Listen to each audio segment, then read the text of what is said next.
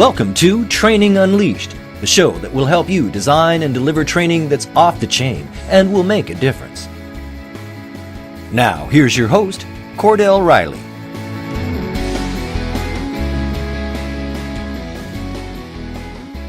Pleasure to have you here today. My pleasure also to welcome Jeffrey Gitomer. Jeffrey is a best-selling author, speaker, and founder of Train One. Jeffrey, welcome to the session today. Thanks, Cordell. How are you? I'm doing super, my friend, doing super. Yeah. So, Jeffrey, you do 100 sessions plus a year. I know going out and talking. I heard you mention several businesses that you consulted with and done things for organizations from a training perspective. Jeffrey, how important is training inside of a company? You know, companies are talking about, we're trying to do this, we're trying to move this needle, we're trying to get here. How important is training inside of a business? I would say that it's the biggest paradox in the world. Any CEO is going to go, oh, training's real important. Unless we're not making enough money, then we cut that budget. Yeah. So the person who says it doesn't really understand the impact of morale. Mm-hmm. And when people are not trained to be, I'll give you a fundamental. Why doesn't every company in the country start with attitude? Why are there no attitude courses in America in any corporation? Answer, because training departments don't get it, and their budgets are cut so low that they have to train on their product and crap that doesn't, that you can almost go to Google and get all the stuff you need. Yeah. I tell salespeople all the time, if I could Google your presentation, why the hell are you giving it to me? Why don't you just email it to me and say, hey, take a look at my slides. I know they're a little boring. They were put together by marketing. I'm going to give you some facts that are not on the slides, and I need you to study up so when I talk to you, there's impact. Do you see it? Do you see it moving? I mean, do you see more people are really putting a focus that training is one of the key metrics that's going to help get our company, our business, our association to that next level? Is it moving? No, not really. Not really. I think that there's a comeback right now. The economy is slightly better. As you know, Cordell, we've been in the crapper for the last 8 years. Yeah. And training budgets were cut severely. So were marketing budgets, by the way. Training, marketing, first two things to go. Yeah. And now it's making a comeback. There's more meetings. There's more things that are taking place. But the key word now is online. Can I do something online and reach everybody rather than reach 50 people in a classroom? Mm-hmm. Mm-hmm. So the smartphone is taking over. All my stuff is available. If you're looking for me, it's Gitomer VT, virtual training, and .com. And a lot of my intellectual property is up there so that people can learn from it. It's measurable. It's trackable. Yeah. It's sustainable. It's fun. It's my stuff. There's webinars on there. There's 10-minute lessons, power lessons on there. All my books are on there. So I've found that my effectiveness is better if I can follow up after an event. Mm-hmm. Like it actually will pull through and people will actually sign up and take it. It's time for me to deliver something that every person who's listening to this will cringe. Ready? I'm ready. Trainer gets up in front of the room and he says, okay, everybody, listen up. Seriously? Listen up? What does that mean? That means you couldn't get their attention to begin with. Yeah. I mean, can you imagine Bill Gates walking into a room and saying, okay, everybody listen up? Yeah. No, that's not going to happen. Okay. So they get in front of the room and they go, okay, listen up. We have a lot of material to get through today, and I want everybody and they've all said it. In fact, they probably say it every single time they're in the room. Do I really care about that?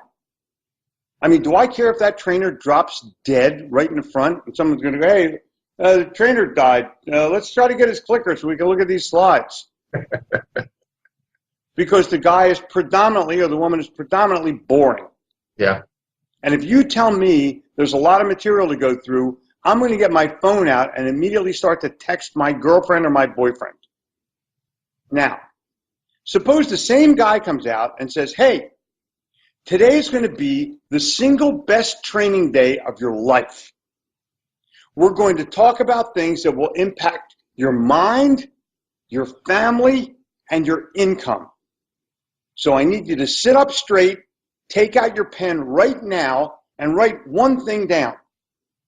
I want you to write down one place that you got to travel to before you die. And everyone's going to stand up and give their place. And then tell me why. I want to go to Italy because my grandfather, I want to go to the ancient ruins of I want to go to the Galapagos because I like big turtles. Whatever the deal is. And then I'm going to challenge the audience, go home and buy some tickets. Don't tell me you want to go there. Go invest in yourself and buy some tickets. And if there's 25 people or 50 people or 100 people in the room, 10% will go buy tickets. Yeah. I'll get emails saying, thank you so much for making me buy those tickets. It was an experience of a lifetime. I saw my family, my ancestors, whatever it was. But that's the beginning of my training. Yeah. The beginning of corporate training is horrible. To me, it's literally disgraceful. No wonder they cut the budget. It's worthless. Training Unleashed is brought to you by Tortal Training, specializing in e-learning and interactive online training solutions for corporate, government, nonprofit, and franchise organizations. Tortal makes effective training easier. Just go to tortal.net to gain access to real-world tools that can make a difference. That's tortal.net, Tortal, tortal.net. Jeffrey, that was a great segue into those two openings. Something I know which one I'm going to focus on. The one that says I got a lot of information I want to cover, or here's what's going to impact you and why. I know which one is going to get my attention. Absolutely. Right, of course. Yeah. But they don't even think about that. They're looking at their guide, their facilitator guide, and there's no humor whatsoever. Yeah. Or little humor. There's all about me, because I'm the guy in front of the room. I'm training. I got this. I got that. It's horrible. They have this inflated sense of self. Now, Cordell, it ain't everybody. There's good trainers out there. But there's more bad than good. That's what I have found. And when I go into an organization, a training organization, and I talk to them, they're scared of me. Because they think that somebody's going to look at them and go, this guy's crappy. I want somebody better in here. So, Jeffrey, you said something I want to drill in on. You said there's more bad than good.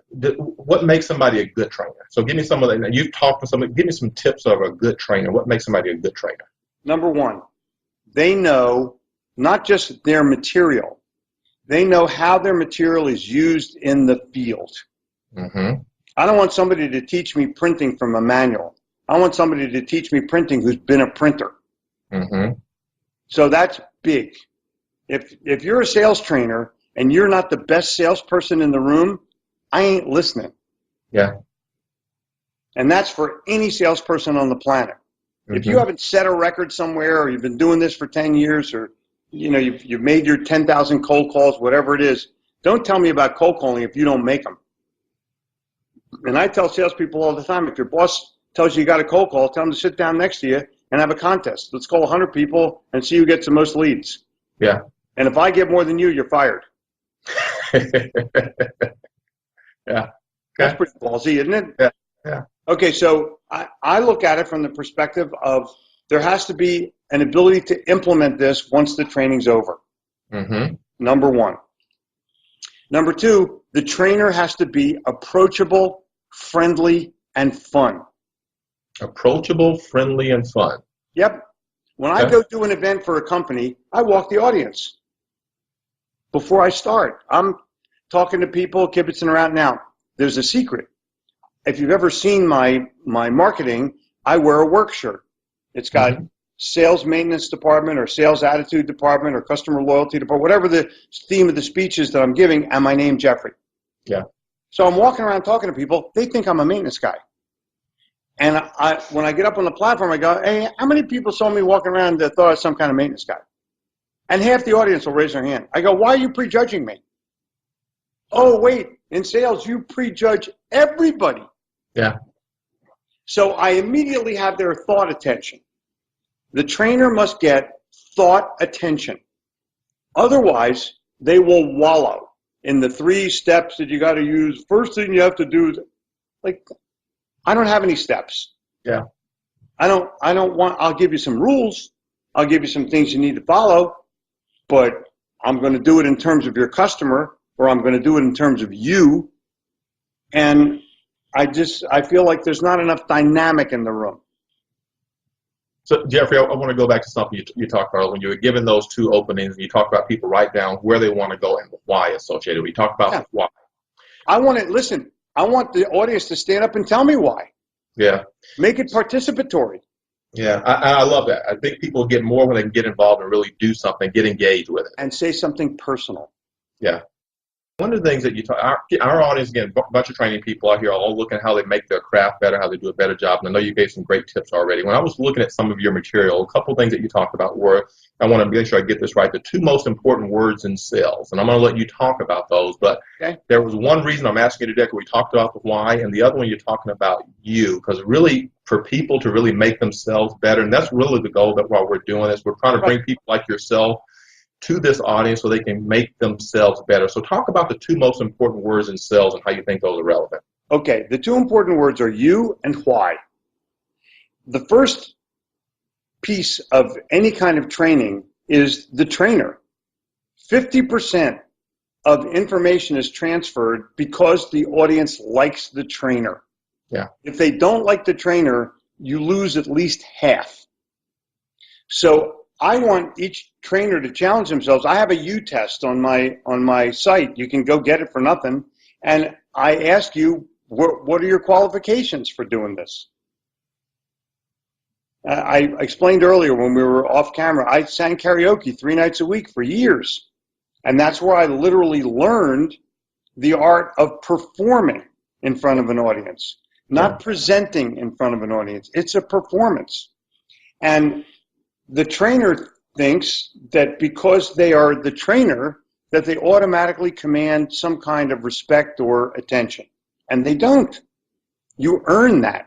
Mm-hmm. And you earn it by being approachable. You earn it by being a great communicator. You learn it by giving transferable concepts. And you learn it by being dynamic. Yeah. I don't want somebody sitting behind a desk with a wrinkled shirt or it's got to be right. Yeah. It's show business. And they don't understand. They think it's training. Maybe it's the wrong name for the department. What should we call it? Performance. Performance? Yeah. So Jeffrey, as you were talking about performing versus presenting, two big differences. Huge. I don't want a presenter. I want a performer. Yeah. And so you talk. Yeah. So let me go back to the you and why. Yeah. The trainer must self-actualize first.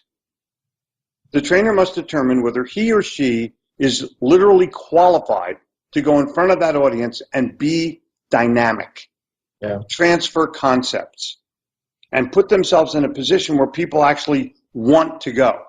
I tell trainers and leaders all the time, do they want to listen to you or do they have to listen to you? Mm-hmm. Huge question. So then the second part of you is the person you're addressing. And if I don't capture that person's imagination, if I don't have that person's attention, if I cannot engage them intellectually and emotionally, I'm done. Yeah. I'm totally done. Yeah. Okay, so one of the secrets that I have is I bring my family in to this process. I show pictures of my kids and grandkids and talk about stuff that I do with my family. And people love that because it makes them think of their family. When I tell you a story, it makes you think of your story. Yeah. So if you have kids, then if I talk about my kids, you immediately think of your kids. Who I'm sure you think your kids are smarter than my kids, but whatever the deal is, it's fine. I want you to think about that. Okay, then the second part is why. And I want everyone to understand what their why is. Are they training because they want a paycheck? Are they training because they want to write a book? If they do want to write a book, is the first chapter written yet? Why not? And the answer is because they're pissing their time away instead of allocating their time or investing their time. Mm. Why do they need to do more? Why is a question that you ask yourself. The second part of why is, why does the customer want to buy? Because if you don't know the why they want to buy, what are you selling for? You may be selling what they don't want to buy. You may be selling a service experience when all they want is a product and get out the door. You may be trying to sell a product when they're concerned about service. Yeah. Whatever it is, you may think everyone focuses on price, when in fact they want value. Yeah. And most people, the most interesting thing, you train for the moment. So for example, if you're a car salesperson, some guy's going to stand up and say, here's how you sell a car. Really? First of all, I don't want to be sold a car. I want to buy a car. So a trademarked phrase of mine, trademarked, is people don't like to be sold, but they love to buy. You never say to your significant other, honey, let's go get sold a car. Yeah. She doesn't go to a department store and say, boy, I sure hope they sell me that dress. No, that's part of the deal. We live in a society where people are trying to sell when the customer wants to buy. Big disconnect. Yeah. So if I can find out their emotional why, I'm going to make that sale every time. We're so glad you're listening to this episode of Training Unleashed, brought to you by Tortal Training. The difference between Tortal Training and other online training companies is we're primarily a training company with technology, rather than a technology company that does training. Want to find out more? Just go to tortal.net. That's Tortal, tortal.net. Jeffrey, I want to loop back to something you talked about earlier. You talked about so many of your materials being online right now, and certainly that's one of the big shifts. You hear so many things moving online. No, it's Cordell. It's the shift. How's it working for you? How long have you guys been online? How's it working for you? I invested $400,000 in an online digital studio in 1999. Mm-hmm. I misspent, government term, I misspent $250,000 of it, but I didn't know which 250 when I started. Yeah. So I learned a very valuable lesson. Since then, I have made or earned millions of dollars through that online studio. It is what sets me apart from the rest of the training world, because people look at my other trainers look at my stuff, they go, holy mackerel. But I have a studio right downstairs. Yeah. I have a videographer and an editor and a sound guy. I go downstairs and shoot. I have a teleprompter. I write my own stuff. I can go downstairs right now, record 5,000 words, and it's up on YouTube in 3 hours. So Jeffrey, you have a lot of stuff online. Our audience here probably is doing some online training. Give me some tips to make online training effective. What are the things that you have to make online? Short lessons. 2 minutes, 3 minutes at the most. Mm-hmm. Testing of some kind when it's done. Mm-hmm. So that and there has to be a learning management system that will document that and let a manager see what's been done, so that the manager can come in or the leader can come in and coach his or her people. Yeah. So short and sweet, entertaining, measurable in terms of I want to take a test, and then coachable. Super. If you only measure it and you don't coach, you've wasted your money. Let me come back to a couple of things, and I'm going to maybe make this kind of our final question. We got a bunch of training professionals that are out listening, and now they need to make their training, they need to make that department better. What are some big bucket tips that you would give? Okay, hang on 1 second, Cordell. Let me just go back to that for just a second. Do I want people to be better trained, or do I want them to be better performers? Yeah, performers. Yeah. So why would you say I have a great training department when you should say I have a great performance department? How do we make it better? How do we make it better? If you had to give some tips to this audience, how do we make it better? Make it fun. I'm not going into a boring training session for all day and not be laughing and learning. Jeffrey, thank you. Thank you for the time.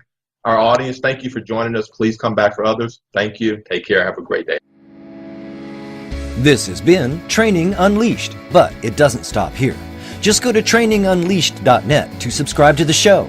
That way, you'll never miss an episode, and you'll be well on your way to delivering training programs that are off the chain. We'll talk to you next time on Training Unleashed.